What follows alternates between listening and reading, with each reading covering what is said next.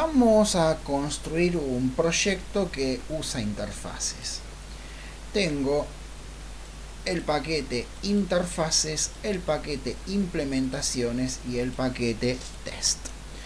Adentro de interfaz voy a declarar una nueva interfaz. New Java Interface. El nombre de la interfaz va a ser i-archivo.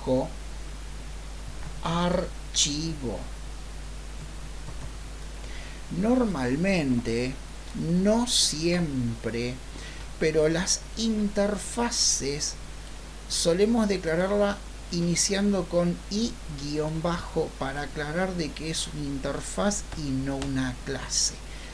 La interfaz es un miembro más de archivo, es decir, podría llegar a poner varias interfaces y varias clases adentro de un archivo. Bueno, vamos a suponer que tengo dos grupos de programadores. ¿Dos grupos? Tres grupos mejor. Yo quiero que un grupo de programadores que maneja la tecnología de streaming binario de archivos me cree una clase que implemente, más que implemente, que trabaje con archivos.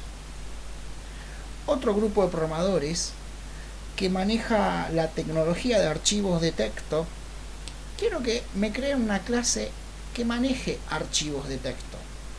Un tercer grupo, quiero que me cree una clase que maneje archivos en una nube. ¿Cuál es el problema de esto? Vamos a suponer que el primer grupo, pasado un tiempo, me entrega su trabajo y en esa clase me da el método leer y el método escribir para leer y escribir un archivo. El segundo grupo, el grupo que tenía que hacer la clase que maneja archivos con tecnología de carácter, me devuelve una clase y tiene el método lectura y escritura. Pero el primer grupo me hizo leer y escribir, ya hay una diferencia con los nombres. El tercer grupo va a crear la clase que va a trabajar con archivos en una nube. Y resulta que este grupo me crea el método read-write. Me los creó en inglés. Los tres grupos realizaron bien su trabajo. El problema es que yo ahora quiero unir las tres clases y no sé cuándo tengo que usar el método leer, escribir, lectura, escritura, read-write. Me hago como una ensalada de nombres para algo que es casi lo mismo.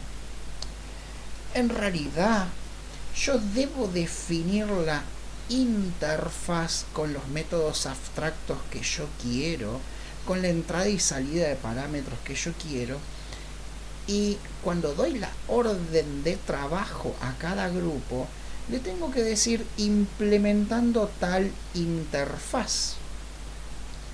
Cuando yo doy la orden de implementar la interfaz, estoy diciendo cuáles son los métodos abstractos, es decir, cuáles son los nombres de métodos que deben crear, ¿sí?, en cada implementación que tiene una tecnología distinta. Y estoy dando cierta uniformidad al proyecto, al margen de que después voy a ayudar al polimorfismo. Por ejemplo, public void setText. Entra, es el texto a escribir, independientemente si lo va a escribir en una nube, en un archivo binario, en un archivo de texto. El método es void, no tiene devolución. Este es el texto a escribir en el archivo. El cómo a mí no me interesa. Cada implementación va a usar una tecnología distinta. Punto y coma, no hay cuerpo. Todos los métodos son abstractos.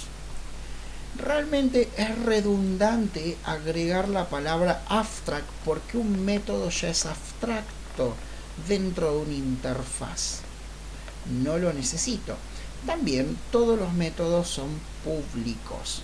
El escribir public abstract realmente es redundante. Si yo no lo escribo, es lo mismo. Lo que deseo también es tener un método llamado getText que me devuelva un string con el texto. O sea, yo lo que pretendo es que este método lea el archivo y me devuelva un string con el contenido del archivo. A mí no me interesa si leyó de una nube, un archivo binario, un archivo de texto. Eso a mí no me interesa. Yo defino el método abstracto y eso es independiente de la tecnología que se use.